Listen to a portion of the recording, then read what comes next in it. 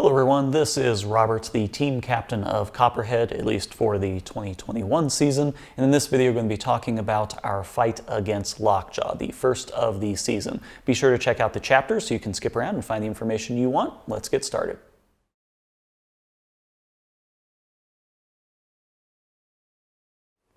I think your very first match always kind of sets the tone for the rest of the season. If you get kind of a gimme match, something that's a lot easier, and every bot, anything can happen. You can fight anyone and it doesn't matter, you can still lose, so, let's get that out of the way. But getting a real competitor, someone that's maybe equal to us or better than us, is a good sign that that's how we can prove ourselves for the rest of the season. So we were pretty happy with the Lockjaw matchup. They did really well last year. They did really well in the bounties. You can't really ever underestimate Donald Hudson. So going into it, we felt good with this matchup. It was a good, even matchup, and we were happy about that. It wasn't another horizontal, which was just pretty much all we got last year. So I thought it was a good matchup, and we were really, really, really happy to fight Donald. That being said, we felt that the bot was in, the best condition that it could be. This is the first fight. We usually show up prepared. A lot of teams will show up and kind of do some final tweaking and building.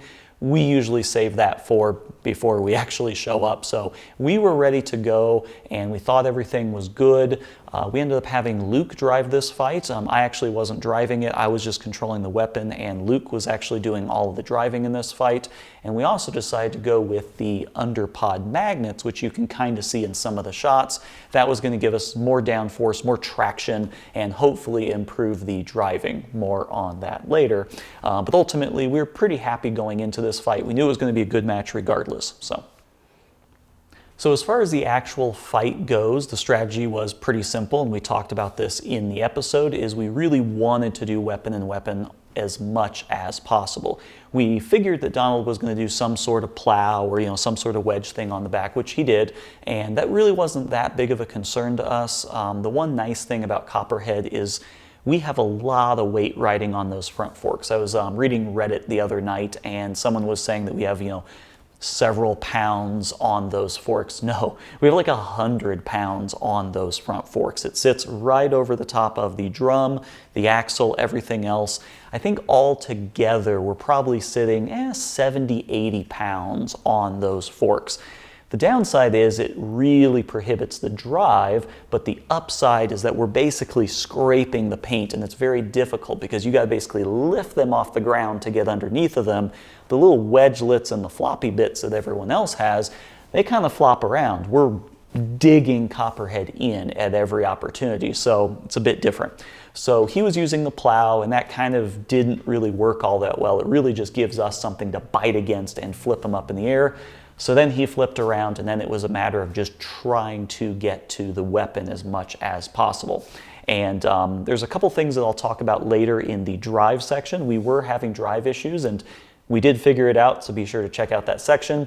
But it was just, one of those other things that only manifests once you get inside the box. So we were having a little bit of difficulty driving, and if you watch closely, we did end up losing a chain. And it's just a 1 in a million shot, and I'm gonna play the video here to show you exactly what happened. But we hit Lockjaw, they flipped up in the air, and then came straight down right directly on the chain and the wheel. Now, let's talk about wheel guards and let's talk about chain guards. Unfortunately for us, the wheel is here and the sprocket and the chain are there. There's only about a 1/2 inch, maybe an inch difference between those two. So if we were to put a wheel guard on top of that or a chain guard on top, it would either rub on the floor or it would just get bent in the chain. It would only be about 1/8 of an inch thick, maybe like 3/8 of an inch thick, something around there. It would be very, very small, and the forces that we're talking about here in Battlebots, it's never going to be strong enough. It would just buckle right into the chain, and then that wheel would be locked up. So that's why we don't have any guard over that chain. We could go, and we should go with a smaller sprocket, but then that changes the whole gearing, blah, blah, blah, blah, blah. But it was just a 1 in a million shot of him coming straight down on top, and we do have a couple little nubs right there to protect that from getting hit, but just the angle at which he hit, flying up in the air, he ended up hitting it in this weird sideways, and that is literally a 1 in a million shot, and that's the only way that you're really going to get into that chain, and he did. From there, it was just a matter of Luke trying to figure out how to navigate with the one wheel, and he did an excellent job showing motion, getting around the battle box, because I think for like half the match, we only had one wheel. So to drive straight, we just kind of have to get some momentum and point it. And once it's pointed, the drum is going to keep it flat, and it doesn't want it to turn. So it was really the gyroscopic forces that kind of helped us drive forward. So it wouldn't be a Copperhead fight recap video if we didn't have a section talking about drive issues. If you follow my channel, we've been doing a lot with the drive on Copperhead. We completely gutted everything from last year. It has a completely new drive, new electronics, new motors, everything. We still had some issues.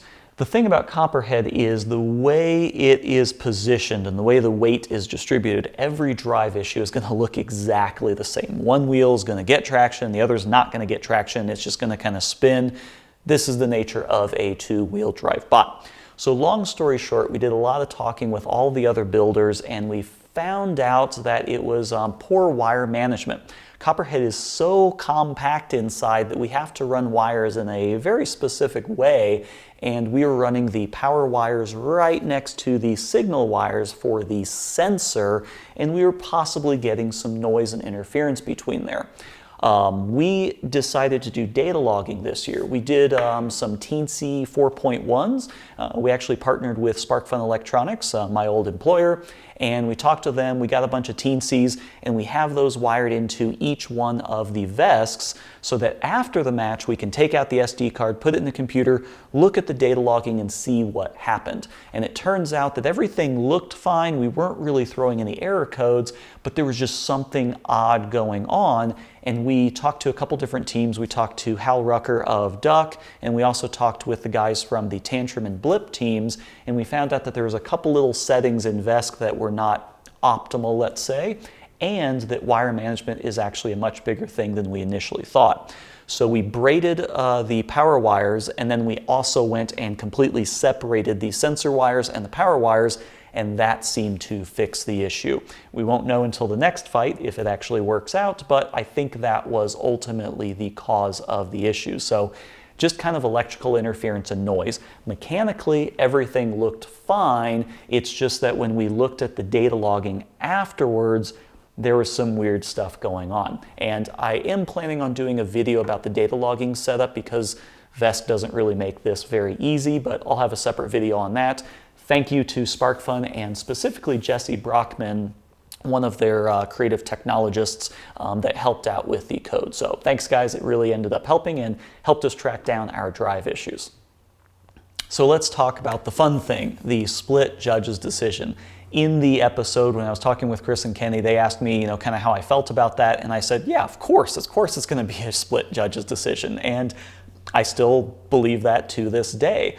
In combat robots, you get it ingrained in your head, or you should get it ingrained in your head, that if you don't provide a clean knockout of the opponent and make life really easy on the judges, you're going to get a judge's decision, and then it's a coin toss at that point. It can go either way. And I've been on both sides of controversial judges' decisions, and that's just the nature of it. Get a knockout and don't worry about it. And we didn't do that, so we deserve to get a split judge's decision. I think where they were coming from with this is we did have the drive knocked out, and analyzing the frames one by one, maybe Lockjaw didn't specifically intend to hit our drive chain, but they did. Their weapon came down on top of us and cut the drive chain, thus impairing our drive.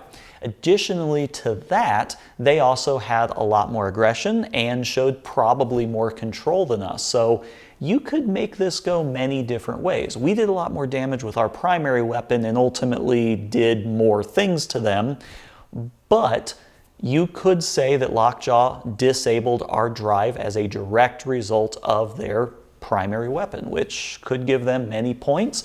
Then you add in aggression, then you add in control. I can see it. I can definitely see it in this case.